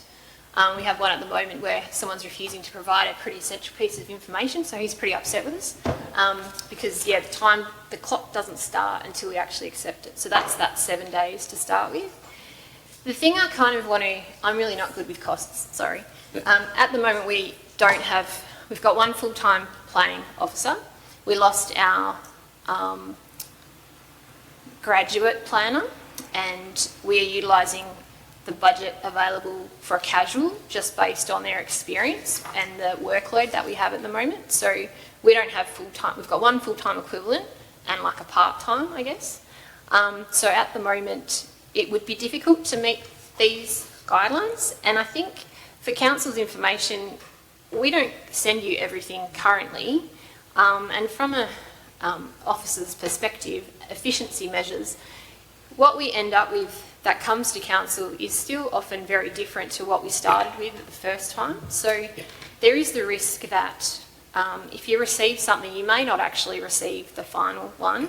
You may not even receive things that you will end up making a decision on, because at the moment we do use delegated authority in an effort to try and keep things moving and only present things to you where it's outside of that delegation, which is generally around objections being received and or things that we think might be contentious that need a council resolution. So, yeah, just from a practicality point of view, I'm not sure how I could staff that to make it effective. And then also we have no control over that information once you get it. It's a record. Isn't in the public realm, that's a records officer question, but yeah, so it's tricky. So we probably can't, so to be direct, we probably can't answer your question directly, but if you wanted us to do a little bit of homework on that, we could bring something back. But probably just to echo the sentiments of Mrs Dennis, I think, yeah, it's more around that 7-day deadline, and then making sure, if indeed this was passed, that the information that is provided to councillors may not actually be full, and it is an iterative process and going back and forwards with the applicant. So I think it might actually undermine the decision-making process. That would be my opinion. Thank you. Thank you.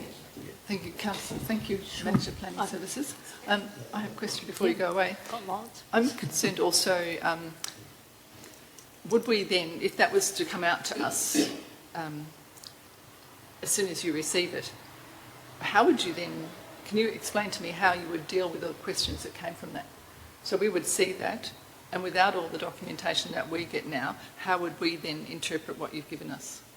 Would we be, what would be the volume of work, would you say, that we would create in asking questions about that?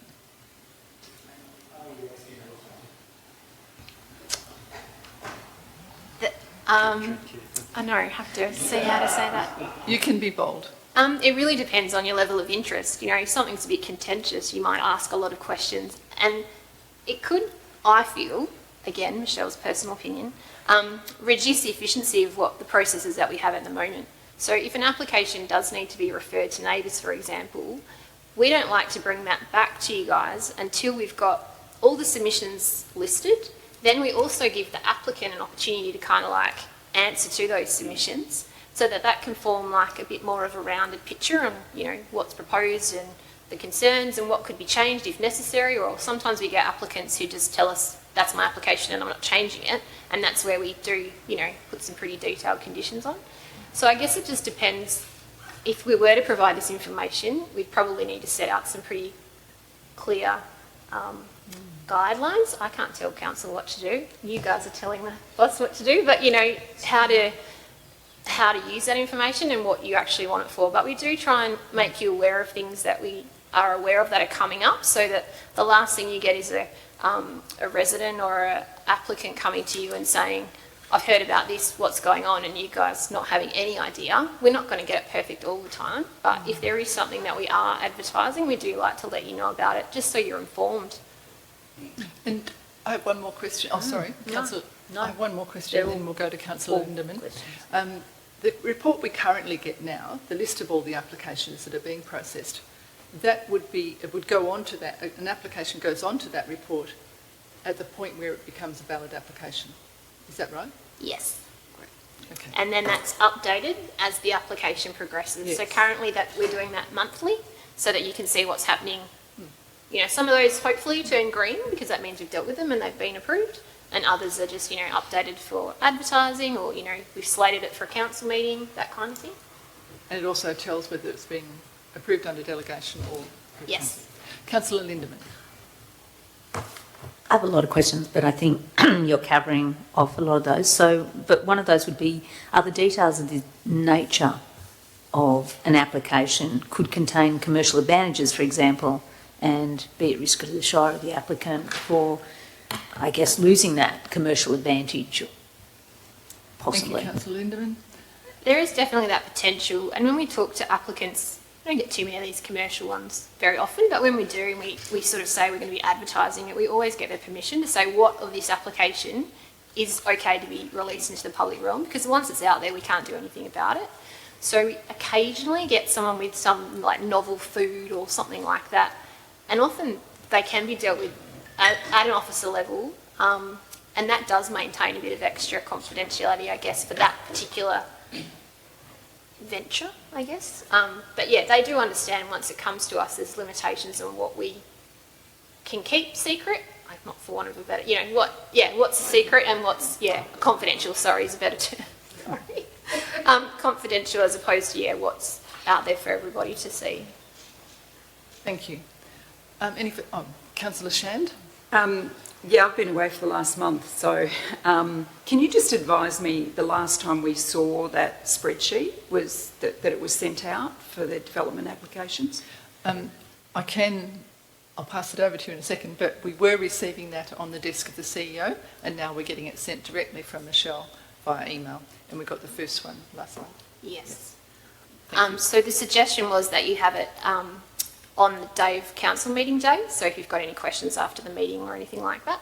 So that's what we're working to at the moment, but it was, I sent it last month after the council meeting because there's been that bit of a lag between CEOs, and everyone has a different way that they'd like to do it, but that's how we thought we could do it as well with, in addition to that, the events, which you're also getting monthly, so we're looking at doing that as a separate, as part of that, so it's one kind of dump of information on that day. Oh, thank you. Councillor Lindeman. To the President, of recent times everyone has now completed their council training.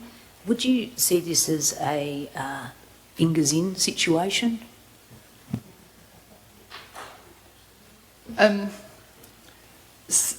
I'll clarify, Is that a the rhetorical- noses in, fingers out Yes, yeah. scenario? It could be, yeah. I think it's more about, for me, it sees, this is question time, so we can't get into that. I was about to answer you, but this is question time, so we'll stop there. Okay. Any more questions? Item 10.1.3, sorry, 10.1.2, the pedestrian crossing for Baileyup. Before I throw it open to questions, I'll just get CEO O'Connor to just introduce the topic. Yeah, thanks very much, President. So as per the report, there has been significant consultation and discussion between Council and Main Roads WA over a protracted period of time. I understand that the project is on Main Roads' list, and I guess from an officer's perspective, probably just need to take into account the fact that there has been a significant body of work undertaken, and it's recommended that Shire advocates for Main Roads to include it as part of their planned works into the future, or Council could actually consider allocating the funds for the survey and design phase over the next budget cycle. So I guess it's a question as to whether you want to put their hand in the cookie jar and fund some of the works, the design works. It is on the radar for Main Roads, or the alternative from officers' perspective is that we actually advocate and try and get some feedback from Main Roads. I'm not sure whether Director of Operations has anything further to add. Can I just ask if we got any money in the cookie jar? No. Director of Operations? Thanks, Madam President. There's no doubt there's a need. That's pretty obvious. The other issue is the one that is on the Main Roads, if you like, future planning, which is being sort of deferred more recently. That pedestrian crossing, or proposed pedestrian crossing, is actually further up, or sorry, down the highway. So the preferred location, from what I understand, is actually different to what Main Roads are suggesting. So not that is set in stone. Like, we could advocate, we could, obviously communicate with Main Roads to negotiate a different outcome, and having viewed it on site, a more practical outcome for particularly some of our vulnerable residents in Baileyup that would want to cross that area. So I think, the hardest thing with this one is everyone's budget constrained, believe it or not, even Main Roads WA. We have had some positive responses from them lately, so I think I'd like to actually think we can engage with them through the proper channels and actually get a good outcome. I just don't think we're going to get the outcome in the timing that may be in some of the minds of the residents, because these things do take longer than we ever sort of hope or would like them to. Thank you, Director of Operations. Are there any questions? Councillor Lindeman. Just a brief one that obviously the majority of trucks coming through there is one of the concerns, and if at all part of that advocacy involves possibly Taliesin or any of those other main users of the road may possibly be interested in contributing to the safety of their workers and community. Thank you, Councillor Lindeman. CEO O'Connor? Yeah. So, look, thank you very much for the question. I think that's getting all the stakeholders around the table and having that discussion could be part of the solution. So it's probably not just a one or two agency response, it's probably multi-agency response. So I think that's a good suggestion. Good question, thank you. Any other questions? Okay, moving on to item 10.1.3, strategic plan development for the senior high school, for a senior high school for the district. Once again, this is from Councillor John Bailey, the third of the three. And I think I will throw this over to CEO O'Connor again to introduce in the absence of John. Thanks very much, Shire President. So, look, as per the officer comment, obviously the concept for further investigation and discussion has merit. There's obviously perceptions that the local high school only going to year 10 does actually have sort of flow-on effects to our demographics and the opportunities locally and keeping young people locally as they look to get education outside the Shire and then start building networks formally and informally outside the Shire. I guess it was only as recent as earlier today where we're speaking with the member for Collie Preston, who's actually the chair of a rural and regional advisory group to the Minister of Education. We sort of posed that this was potentially a issue not only that we brought up in council but also on the community agenda as well. And she was sort of just advising that resources are very thin, and I guess the advice would be to have a chat with the local principal, have a chat with the local PNF, and I guess get the mandate from the local community. And certainly, the suggested way forward from an officer perspective is we're about to embark on some community engagement, community consultation as part of the review of our council plan or the community strategic plan. So obviously, if that's highlighted as part of that consultation, that could then potentially give us a community mandate to go and do some advocacy work. But I'm not sure whether council taking a lead in the absence of undertaking some meaningful consultation both with the community and some of the key stakeholders is probably the preferred path. Perhaps getting the ducks in a row first and then making sure we do have the mandate to take that next step. Thank you, CEO O'Connor. Councillor Patrick. Thank you. And look, I think you've sort of addressed what I was going to ask to some degree, and I do agree that there is a need.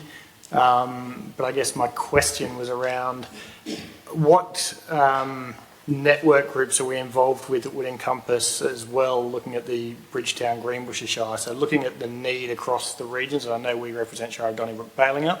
You look at the amount of feeder schools that go into Bridgetown, for example, they're in the same situation. All of their kids have to either go to Manjimup or elsewhere. And I know from a Balingup point of view, a lot of kids go Bridgetown side. What other networks or whether it's the Blackwood Alliance, that sort of thing that we could actually engage with as well to look at it from a bigger picture that's still going to support our community and our residents, but may not necessarily mean that, it ended up in Donnybrook. So are there groups that we could engage with on that bigger picture for the region? Thank you, Councillor Patrick. CEO O'Connor? Yeah, look, I think that's certainly part of the remit, having a look at the broader regional impact and regional perspective. And probably just going back to my opening remarks, I guess obviously education isn't the remit of local government. It's about, I guess, understanding the needs and the wants of the community and different stakeholders and then crystallising those through an advocacy program and bringing the relevant parties together to try and get a solution. But, I think, it would be our advice at officer level to do that engagement piece first. I don't think there's a short-term easy solution, and it probably would also just raise, for something to be presented back to the December Ordinary Council meeting is, I don't think there'd be that depth of engagement could occur within that period, so I would question whether that's we could actually implement that. Thank you, CEO O'Connor. Councillor Lindeman. Thank you. Just, I appreciate the sentiment, but I guess it lacks the information. And when I went looking back through census and through the market research was in 2019, listing all the things, the high school wasn't on there. So I guess my question is, will this divert us from our main goals and objectives that we have focused on and need to focus on for the next 12 months? Thank you, Councillor Lindeman. CEO O'Connor, how much work will be involved in this? I think this is a significant body of work, and without the budget set aside to, if indeed council is supportive of taking it to the degree that's suggested in the proposed motion, it's a large body of work, and if it was to be done internally, it would have to be driven by myself. And there is the risk of diverting us from the other strategic projects that we've spoken about around asset optimisation, yes. Review of community strategic plans, and I guess projects that are probably more within the remit of local government. Thank you very much. Any more questions from councillors? Okay. Moving on to item 11, there's no new business of an urgent nature introduced by decision of this meeting. So item 12, meetings closed to the public. Shall we close our live stream? And what we will do is come back after we have looked at the confidential matter that's to do with the request for tender for the Kunjanup, Kirrup and Balingup Nanup road upgrades. So we will come back to close the meeting.